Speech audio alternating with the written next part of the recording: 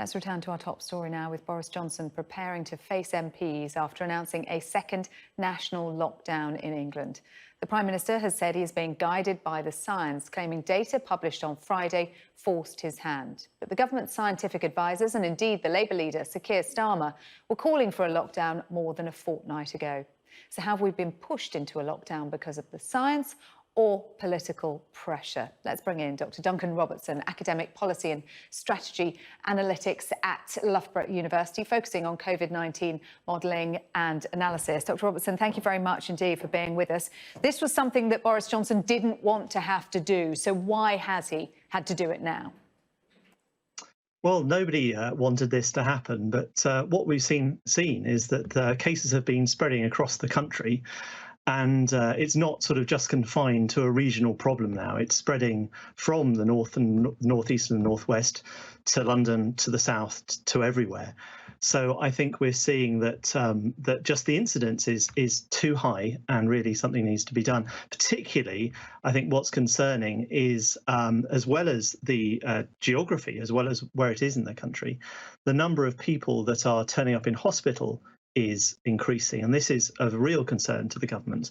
If you look at the graph of hospitalisations, you're seeing that it's actually going to be predicted to be worse than the first wave on the 20th November, running out of beds on the 23rd of November, and actually will exceed the what's called the surge capacity on the 4th December, and that's when things get really bad and very difficult choices have to be made. It's a 4-week time period. I mean, so we're told at this stage, although could be extended.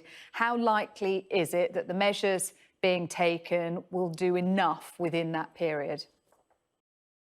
Well, I suppose the question is, what is enough? I mean, do we want to get the numbers right down so that we can then sort of go on with opening up more of the economy? Or do we want this to get to the R equals 1, which basically means you're going to have the same number of cases, same number of hospitalisations and same number of deaths? And I think what has been a bit of a problem is the timing of this. So we were told that basically we could have this intervention, this sort of circuit breaker, but that could have been timed with school closures, with half terms. And of course, that would have meant that the incidence would have come down further than it is at the moment. So I think it's touch and go whether the R is going to be decreased below 1. Certainly, the intention seems to be keeping schools open, and that's not going to reduce R as much as it could. There is dissent within the Tory ranks that lockdown is the wrong approach, that it is too damaging economically and in terms of mental health, etc. Was there any alternative at this point? Well, I mean, it's not a party political thing, but there are people who are advocating what your science correspondent called herd immunity, which now seems to be rebranded as focused protection.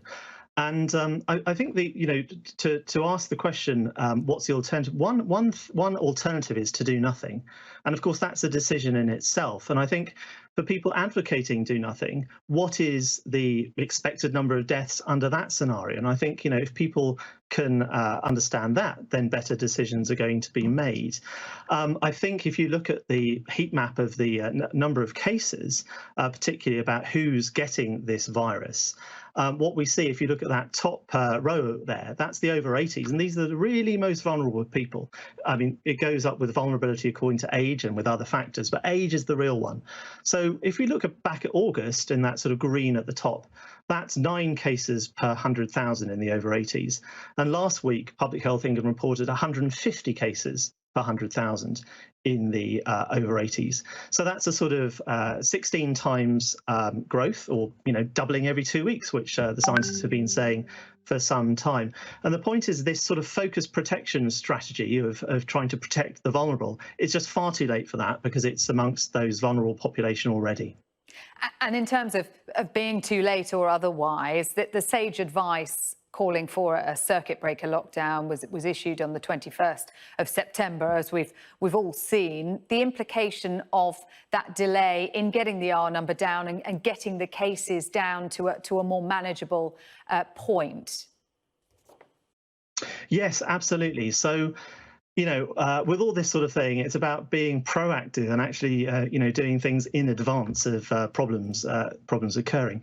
So, one of the things about the SAGE recommendation or the advocacy for a circuit breaker is it could be time for the school half term. So if schools aren't there, children aren't mixing, but importantly, parents aren't mixing as well. So you can have a relatively hard lockdown without so much of an economic cost. But of course, if you delay, because this virus doubles and doubles and doubles, delay means more cases, and it means a longer, harsher intervention with greater cost to the economy to get it back down again. So delay costs jobs and it costs lives. If we cast our minds back, Dr. Robertson, just a few weeks, when Sir Patrick Vallance first presented the possible scenario of 200 deaths a day by mid-November, he was accused by some of fear-mongering. It's worse than that now. How realistic do you think the models and the data that were presented on Saturday night are now? There are questions by some about the use of that data, some claiming it's out of date, that the death forecasts are 4 times too high. What's your interpretation of it? Well, I mean, we talk about this scenario being from when SAGE recommended it, but actually the chief scientific advisor has been setting this out, and since the 14th of July, we have been the scientists have been warning about this scenario, and the scenario being double the first wave of deaths, and that was set out in the Academy of Medical Sciences report on the 14th of July, preparing for a difficult winter. And of course, you talk about the data. One of the problems with the data is that test and trace is failing. So since the end of August, capacity has been breached there, and in order to know what's happening, you need the data. And ever since then, the number of cases hasn't been reliable. So we've had to rely on later factors, lagging factors like hospitalizations.